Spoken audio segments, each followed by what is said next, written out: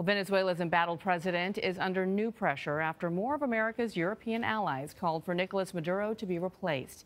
At least 38 countries now support opposition leader Juan Guaidó. China and Russia are Maduro's main supporters right now, and this morning Russia's foreign minister called for talks between the government and the opposition. Elizabeth Palmer is in Venezuela, where Roman Catholic leaders are helping Maduro's opponents and others who just want to survive. Misery and hardship affects almost everybody in this country from end to end. But we decided to go and have a look up close at one little community on the outskirts of Caracas called La Vega.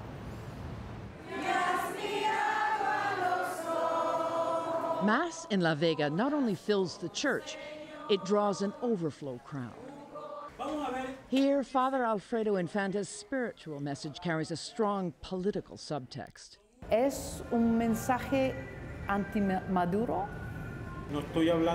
It's not directly anti-Maduro, he tells me. People have to decide for themselves, but the church has called his presidency unconstitutional.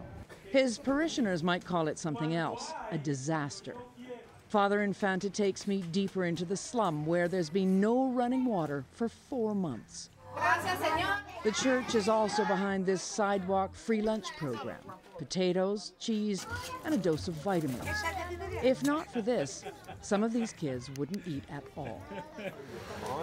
With average inflation last year a surreal 80,000%, almost no one in La Vega or anywhere else in Venezuela can survive on what they make from work.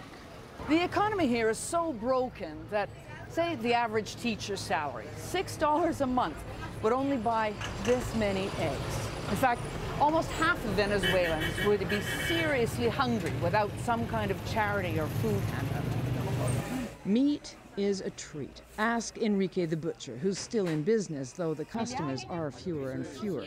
He's an exception here. He supports Maduro, and he is furious the U.S. has got involved. Every country, he tells me, that the U.S. has so-called helped has ended up with misery and destruction. But that's an opinion you hear less and less, especially as huge quantities of humanitarian aid from the United States approaches Venezuela's borders.